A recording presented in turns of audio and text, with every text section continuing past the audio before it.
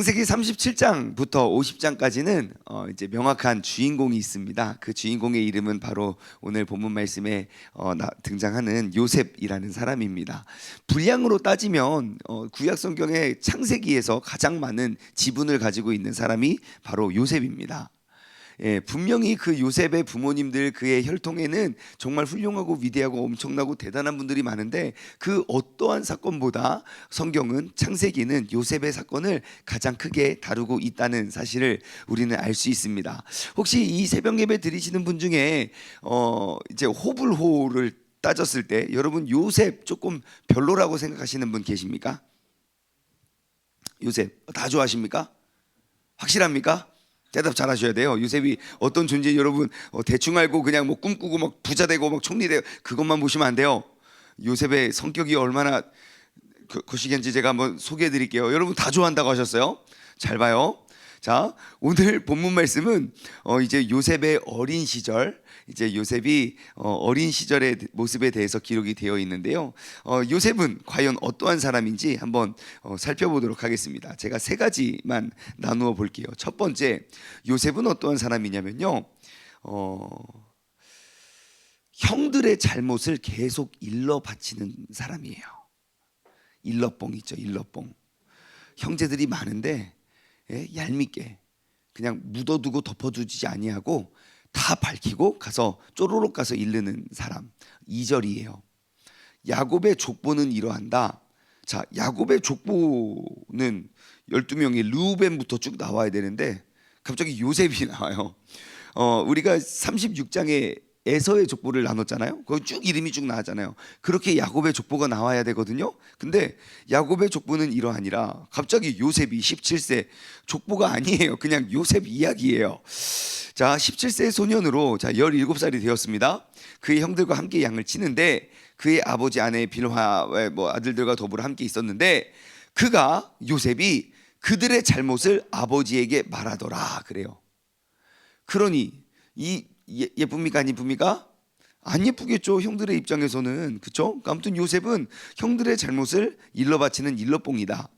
두 번째, 요셉은 어떠한 사람이냐면요, 자기만 채색옷 입은 사람이에요. 3절과 4절에 보면 이제 그 노년에 얻은 아들이어서 이제 여러 아들들보다 그를 더 사랑해서 그에게 채색옷을 지어 입혔다. 그런데 이 채색옷을 입혔다는 것은 중요한 것은 색깔을 말하는 것이 아닙니다. 지금 이 채색옷의 더욱더 중요한 특징은 이제 옷이 색깔이 다른 사람은 우중충하고 이 사람만 밝은 색깔의 옷이다가 중요한 게 아니라 옷의 스타일이 더 중요합니다. 그 형들에게 입혔던 옷은 소매가 짧은 옷이에요. 이렇게. 왜요? 언제든지 일을 할 수 있는 그 노동자의 옷이에요. 반면 요셉의 옷은 소매가 긴 옷이에요. 그래서 지금 이제 그 전통적인 그 이제 전통을 사진을 보면요, 요셉의 옷은 소매가 땅에 끌리는 그러한 옷인 거예요. 예, 쭉 끌려서 이렇게 질질질 끌고 다니는 그런 옷인 거죠. 그 말은 무슨 말입니까? 주인들이 입는 옷인 거예요. 종들이 입는 옷이 아니라. 나는 일을 하지 않아도 되는 사람이야. 옷만 보면 그의 신분을 알 수 있듯이, 그래서 그 요셉이 입었던 옷을 보면 이제 소매가 길어가지고 땅에 질질질 끄시고, 그러니까 일을 할 수가 없는 거예요. 일하려면 소매를 계속 걷어야 돼요. 얼만큼? 이만큼 걷어야 돼요. 그러니까 요셉은 그런 사람이에요. 자기만. 내가 만약에 정상적인 동생이라면 아버지 그런 거 아니에요. 형 이거 형 입으세요. 제가 형 옷 입을게요. 형 이제 저 키 좀 컸어요. 이제 형 옷 입을 만해요. 형 이제 좀 쉬세요. 그게 우리가 생각하는 좋은 사람의 모습이죠. 근데 그거 준다고 그래요? 나 이거 해야지. 엄마 저 잘못했어요. 아빠 자, 여러분 다 요셉 좋아하세요. 그렇죠? 예, 이런 싸가지 다 좋아하세요. 자, 세 번째 특징 5절이에요. 5절. 요셉은 어떠한 사람이냐면요, 자기 꾼 꿈을 말하는 사람이에요. 예, 꿈 말할 수 있죠. 근데 안 물어보는데도 말해요. 여러분 요즘에 꼰대라는 말 있죠. 꼰대를 뭐라고 정의하는 줄 아십니까? 뭐 옛날 사람이 아니에요. 꼰대를 어떻게 정의하는가? 이 젊은 친구들한테 물어보면요, 예, 안 물어보는데 자꾸 알려주는 사람을 꼰대라고 한대요. 나 관심 없는데, 나 괜찮은데, 야 그런데 말이지, 야 나 때는 말이야, 야 그런데 말이지 너 그거 아냐, 야 그런데 말이지, 다 꼰대예요. 요셉은 나이도 어린데 꼰대예요. 나 안 듣고 싶은데 자꾸 와서 자기 꿈을 이야기하는 거예요. 아니, 자기 꿈을 이야기해도 남을 기분 좋게 해주는 걸 이야기하면 얼마나 고맙습니까? 근데 나 기분 좋은데 괜히 와서 11명의 형들이 나한테 막 형들이 나한테 막 절을 했다고 한다든가 막 이런 염장 지르는 사람이에요. 그냥 가만히나 있으면 반절 중간이라도 가는데 가만히 계속 있으면 이렇게 염장 질러요. 그러니까 6절에 이렇게 기록하고 있어요. 그 5절에도 말해요. 그러니까 말하니까 그를 더욱 미워하였더라 그래요.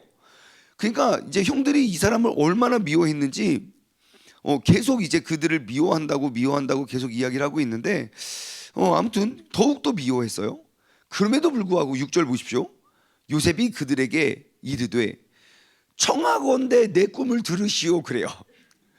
아니, 듣기 싫어서 조용히 하라고 하는데 부탁이에요. 제발 내 꿈 좀 들어주세요. 형 제발. 그러면서 우리가 밭에 다 같이 일을 하는데 내 단이 딱 일어나니까 갑자기 막 둘러싸가지고 막 나한테 다 절을 했다. 막 청하건대 제발 부탁이라고. 자, 혹시 여러분 주변에 이러한 사람이 있다? 네, 이러한 사람이 있다. 어떠한 사람이냐? 뭐 잘잘못을 따져서 일러 바치는 사람들. 항상 엄마 옆에 딱 붙어서 엄마, 아빠 이르는. 두 번째, 자기만 또 좋은 거 주면 그것도 자랑하고 다니는 사람들. 나 오늘 아빠가 이거 줬는데 엄마 자꾸 뭐라고 나한테 막 째려봐요. 이렇게 이르고 자랑하고. 그 다음에 안 물어봐도 자꾸 자기 자랑하면서 남이 이렇게 깎아내리는 사람. 자, 여러분 이러한 사람이 내 주변에 있으면 그거 내가 정말 사랑하고 존경하고 좋아한다? 아니면 그거 왕 싸가지다? 자, 내가 사랑하고 좋아한다? 아니, 이번 그냥 가까이 지내선 안 될 사람이다. 하나 둘 셋. 요셉 다 좋아한다면서요. 아까 싫어하는 사람 아무도 없었어요. 여러분, 요셉 그런 사람이에요. 우리는 너무 요셉의 큰 성공만 바라보면서 요셉 무조건 다 좋다 그래요. 내가 봤을 때 야곱의 그 12명의 아들 중에 제일 싸가지. 가만히 있으면 반절이나 가는데. 자, 그럼 여기서 질문입니다. 하나님께서는 왜 이러한 요셉이라는 사람을 택하여 사용하셨을까입니다. 12명 중에 제일 싸가지라니까요. 그런데 왜 하나님은 그 요셉이라는 사람을 택하여 사용하셨을까? 오늘 우리가 오늘 본문 말씀을 통해서 그 요셉이 쓰임 받은 그 두 가지의 이유를 우리가 함께 발견해 보기를 원합니다. 첫 번째, 요셉은 어떠한 사람이었냐면요, 요셉은 꿈을 말하는 사람이었어요. 뭐라고요? 꿈을 말하는 사람. 여러분, 꿈은 내가 만들어내는 겁니까? 아니면 자연적으로 만들어지는 겁니까? 예, 만들어지는 거죠. 내가 좋아하는 사람이 생겼어요. 하나님, 나 꿈속에서 저 사람 만나게 해주세요. 그러면 그 사람이 뿅뿅뿅 나옵니까? 아니에요. 안 나와요.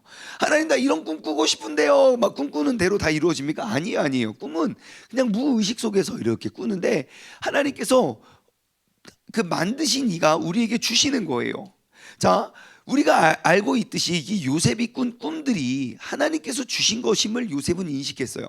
근데 요셉이 대단한 건 무엇이냐면요, 내가 꿈을 꿨어요. 우리는 그 꿈을 말해서 누군가에게 욕을 먹거나 무시를 당하면 우리는 그 꿈을 감춰요. 그게 누가 준 꿈이든 그 꿈 내용이 무엇이든 내가 눈을 떠서 나에게 손가락질하고 나에게 욕을 먹을 것 같으면 우리는 그 꿈 감춰요. 하지만 요셉은 그것이 하늘로부터 온 것임을 알았더라면 그는 내가 아무리 욕을 먹더라도 그 꿈을 선포하고 말하는 사람이에요. 즉, 사람들의 눈치와 사람들의 시선보다 하나님께서 내게 주신 은혜를 더욱더 크게 여겼던 사람이에요. 누가 뭐라고 하든 하나님께서는 나에게 이렇게 말씀하셨어요. 형들이 요셉 이미 싫어해요. 그 꿈 말 안 해도 싫어하고 말해도 싫어해요. 그런 거 알면서도 이야기해요. 청하건대, 저 6절, 요셉이 그들에게 이르되 청하건대 내가 꾼 꿈을 들으시오. 싫어. 그러니까 욕을 했을 거예요 아마. 그죠? 우리 형들은 욕 잘하잖아요. 예, 항상. 예, 누나들은 뭐 누나들도 잘해요. 누나들도 잘하지만 형들은 더 잘해요. 막 형들이 막 욕해도 요셉은요 그냥 그 욕 다 먹어가면서 내게 주신 그 꿈, 야 이거 진짜 신통하지 않아요? 공감해 주는 사람 아무도 없어요. 심지어 부모님도 요셉을 혼내요. 하지만 속으로 생각은 하고 있었지요. 그래도 모든 환경을 초월해서 나의 꿈을, 욕을 먹더라도 내게 해가 올지라도 그는 그의 꿈을 담대하게 선포했던 사람이라는 거예요. 여러분은 어떠하십니까? 하나님께서 내게 주신 꿈과 비전 아마 다들 있을 거예요. 누군가가 물어보았을 때 당신은 꿈이 뭡니까? 몰라요. 부끄러워가지고 우린 말도 못하잖아요. 분명히 하나님께서 옛날부터 나에게 주신 꿈이고 옛날부터 내게 주신 마음인데 우리는 내가 이거 말하면 내가 수치스러울까봐, 내가 이거 말하면 욕먹을까봐, 내가 너무 창피해서 우리는 하나님께서 내게 주신 꿈을 얼마나 많이 무시하면서 살아가고 있느냐는 거예요. 하지만 보십시오. 이 12명의 아들 중에 하나님이 꿈을 요셉에게만 꾸게 하셨죠? 요셉만 꿈꿨죠? 아니요. 얼마나 그 나머지 그 10명의 형들과 11명의 형들과 그 한 명의 동생과 얼마나 많은 꿈을 꾸었겠습니까? 하지만 그들은 꿈을 다 감춰요. 오히려 그 꿈을 꾸는 사람을 책망하고 나무래요. 여러분, 하나님께서는 이러한 사람을 쓰십니다. 세상 사람들이 인정하지 않더라도 하나님을 의지하여 세상 사람들의 목소리를 두려워하는 것이 아니라 하나님께서 내게 보여주신 그 꿈을 더욱더 기대하는 사람이요. 여러분 담대하게 선포했으면 좋겠어요. 하나님께서 내게 이러한 마음을 주셨다면 그게 비현실적인 것일지라도 주님께서 내게 주신 마음, 내가 담대함으로 능히 선포하며 나아갈 수 있는 우리 모두가 되길 소망합니다. 여러분, 제가 늘 살아가면서 느끼는 것인데요, 내가 이룰 수 없는 꿈들은 꿈꾸어지지도 않는다는 거예요. 내가 이룰 수 없는 일들은요 꿈을 꾸어지지도 않아요. 반대로 내 마음속에 언제인지 모르고 어떠한 모습인지 몰라도 내 마음속에 꿈이 자꾸 이렇게 꾸어지잖아요. 그러면 그것이 이루어질 확률이 거의 큽니다. 아니, 정확히 말하면 내 마음에 계속 꾸어지는 그런 꿈들을 붙잡으면요, 그건 반드시 이루어낼 수 있는 것입니다. 반드시 이루어낼 수 있는 거. 그렇기 때문에 여러분, 환경에 의해서 여러분의 꿈을 묵인하지 마십시오. 주님께서 내게 주신 마음이 있다면 담대히 선포할 수 있는 그러한 사람이 바로 요셉과 같이 하나님께 쓰임받는 사람이 되는 줄 믿습니다. 두 번째, 요셉이 무엇이 훌륭해서 하나님은 이렇게 왕 싸가지 요셉을 이렇게 사용하셨을까? 두 번째는요, 자신에게 주어진 일 반드시 해내는 사람입니다. 어떠한 사람이라고요? 자신에게 주어진 일을 반드시 해내는 사람. 12절부터 보면요, 이제 배경이 바뀌어요. 이제 그들이 헤브론이라는 곳에서 살았는데 이제 헤브론에서 이제 그 배경은 세겜으로 옮겨집니다. 자, 그의 형들이 세겜에 가서 아버지의 양떼를 칩니다. 요셉은 뭐라고 있느냐? 집에서 아버지 하고 있어요. 자, 왜냐면 요셉은 이제 일을 할 수 없는 옷을 입고 있으니까 어쩔 수 없네, 형들 다녀와, 안녕, 나 아버지 보필하고 있을게. 그리고 형들이 세겜으로 갑니다. 자, 우리 궁금한 게 있죠. 헤브론에서 세겜은 얼마나 떨어졌을까? 여러분, 우리 세종에서 우리가 살고 있는데 이제 형들이 양을 치러 대전으로 나갔어요. 양을 끌고, 엄청나요? 양을 끌고 대전까지 갔어요. 안녕 하고 갔어요. 여기 갔다 와, 나 집 보고 있을게 하고 간 거리가, 대전이라면 여러분 어떻게 기쁨으로 가시겠습니까? 대전 몇 킬로죠? 한 20킬로 되나요? 그죠? 20킬로 어떻게 가겠습니까? 그래, 요셉아, 아버지 잘 보고 있어, 우리 갔다 올게 하고 20킬로. 장군면 가겠죠. 장군면 가겠죠. 삼생할권 살짝 고민하게 돼요. 거기까지 어떻게 강을 건너가? 근데 여러분, 80에서 90km를 가라고 한다면 헤브론에서 세겜까지의 거리가요, 대략 한 90km 정도 돼요. 90km. 90km를 간다고요, 양치로. 요셉은 뭐 하고 있어요? 아우, 어쩔 수 없이 내가 이 옷을 입어가지고 나는 일을 할 수가 없네, 안녕 하고 90km 보내요. 근데 아버지가 말해요. 야, 요셉아, 13절, 이스라엘이 그 야곱이죠, 요셉에게 이르되, 야, 내 형들이 세겜에서 양을 치지 않냐, 야, 너를 그들에게 보내리라. 그래서 요셉이 아버지께 대답하여 그렇게 하겠습니다, 그래요. 그래서 이스라엘이 말합니다. 14절, 그에게 가서 내 형들과 내 양떼가 다 잘 있는지를 보고 나에게 돌아와라. 예, 그리고 보내요. 자, 90km 요셉 왜 보냅니까? 형들의 안부를 묻고 오라고요.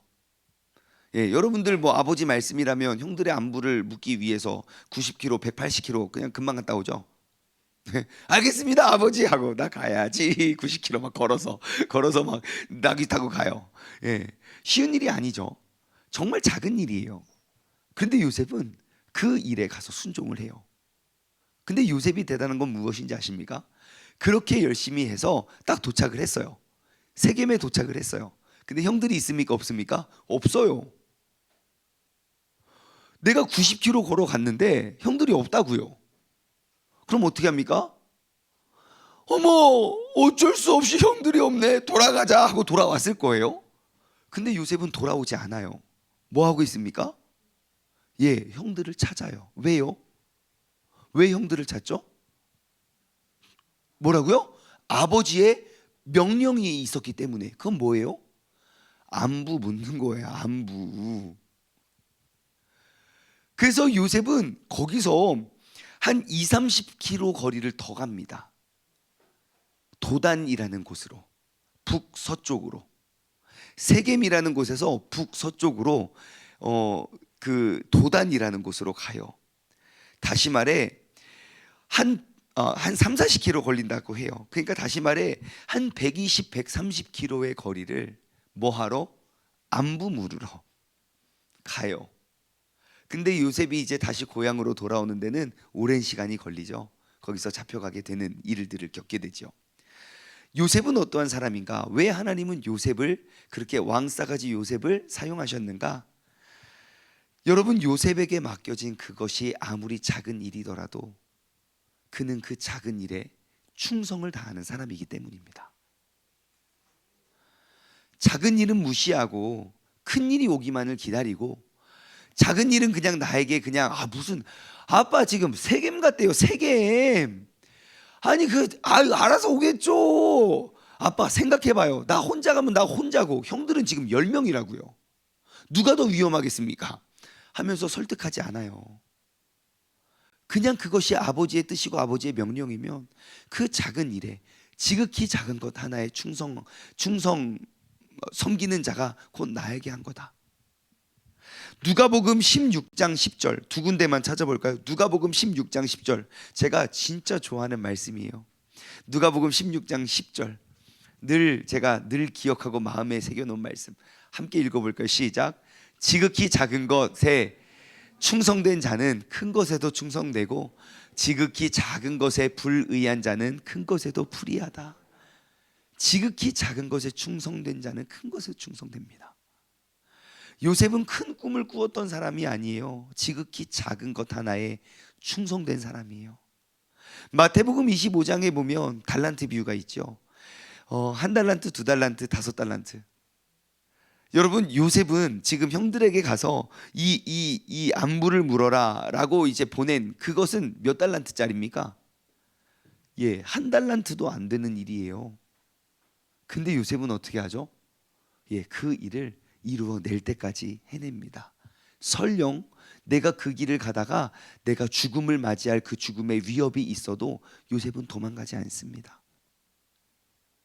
나에게 명령하고 나에게 주어진 그 지극히 작은 것 하나에 충성합니다.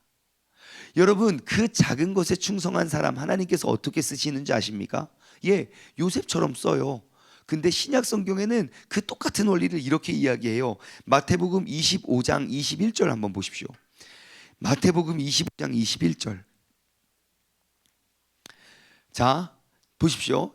같이 읽을까요? 시작. 그 주인이 이르되 잘하였도다. 착하고 충성된 종아, 내가 적은 일에 충성하였음에 내가 많은 것을 너에게 맡기리니 내 주인의 즐거움에 참여할지어다. 아멘.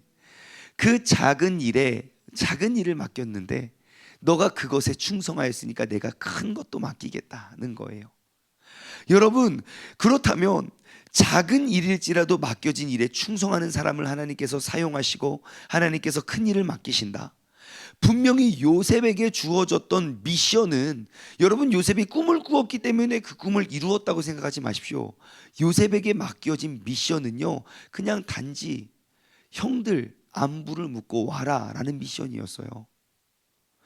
하지만 그 작은 것에 충성했던 그 미션, 그 작은 일에 충성했던 요셉에게 형을 찾을 때까지 쫓아가고 죽음의 위협 속에서도 내가 그냥 당당하게 나아가 형들에게 안부를 물어 결국 팔려갔을지라도 결국 그 요셉이 오늘날의 요셉이 되었던 것처럼, 여러분 한번 나의 삶을 돌아보십시오. 오늘 나에게 주어진 지극히 작은 일은 무엇입니까? 그리고 나는 그 작은 일에 충성을 다하고 있습니까?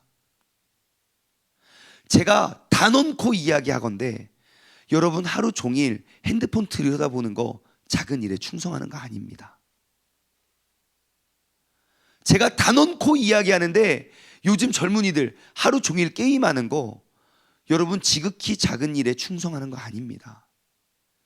사람이 만들어낸 것에 눈을 뺏기는 거고, 사람이 만들어낸 것에 마음을 뺏기는 거고, 시간을 뺏기고 그 모든 것들을 빼앗기느라 하나님께서 내게 허락하신 꿈을 잃어가고 있는 겁니다. 요셉이 왜 대단한 줄 아십니까? 사람들이 다 하는 거 본인은 안 해요. 사람들이 다 욕해도 본인이 해야 할 거 해요. 그것이 아무리 작은 일이라도 더라도 흔들리지 않아요.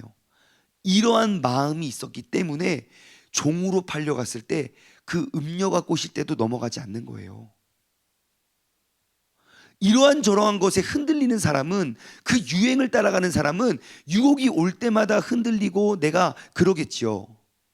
하지만 요셉은 흔들리지 않는 건 요셉은 진짜 대단해. 아니요, 이 어릴 때부터 그 고집이 있었다고요. 내가 흔들리지 아니하리라. 뜻을 정하고요, 그 뜻을 이루어낼 때까지 집요하게 그 일을 해낸다는 것입니다. 여러분, 오늘 하루 나에게 맡겨진 그 지극히 작은 것 하나에 충성하는 사람, 하나님은 그들을 기억하여 큰 것도 맡기시고 귀한 도구로 사용하셔 주시는 줄 믿습니다. 다윗을 보십시오. 다윗 양, 그 형들 다 그 사무엘이 와서 기름을 부을 때 다윗은요, 그 아들 축에도 끼지도 못했던 그렇게 작은 일에 충성할 때 하나님께서 큰 나라를 맡기시잖아요. 여러분, 지극히 작은 일에 충성하십시오. 우리가 진짜 요셉을 통하여 배워야 할 것, 하나님, 내가 요셉과 같이 주님께 쓰임받는 사람 되길 원합니다만 기도하는 것이 아니라, 하나님, 내가 요셉과 같이 오늘 나에게 주어진 이 작은 하루, 이 작은 날, 이 하루에 내가 지극히 충성할 수 있는 그러한 사람 되게 하길 원합니다. 그 지극히 작은 것에 충성하여 주님께 귀하게 쓰임받을 수 있는 이 시대의 요셉이 되시길 주님의 이름으로 축원합니다. 기도하겠습니다. 하나님 아버지, 감사합니다. 우리 모두는 요셉을 존경하고 요셉을 부러워합니다. 왜냐하면 요셉은 여자의 유혹에서도 넘어지지 않고, 그리고 요셉은 젊은 나이에 총리 대신이 되고, 요셉은 그리고 그 꿈을 다 이루어내고, 요셉은 부자가 되고, 그래서 우리는 요셉을 참 존경하긴 하지만 요셉의 성격은 진짜 왕 싸가지에 고자질쟁이에 그러한 인성을 가지고 있는 사람이었습니다. 하지만 그렇게 나쁜 인성, 우리도 주변에 둘 것 같지 않은 인성을 가지고도 그렇게 귀하게 쓰임받았던 이유는 그에게 주어진 지극히 작은 것 하나에 그는 충성을 다해 지켜내고 이루어냈기 때문입니다. 하나님, 오늘 우리는 하나님으로부터 아주 귀한 하루를 선물 받았습니다. 우리에게 주어진 이 하루, 우리가 이 지극히 작은 것에 충성하여 주님께서 나를 통하여 행하시고자 하시는 그 꿈을 이루어낼 수 있는 그런 디딤돌이 되게 하여 주옵소서. 감사드리오며 이 모든 말씀 살아계신 예수 그리스도의 이름으로 기도드리옵나이다. 아멘.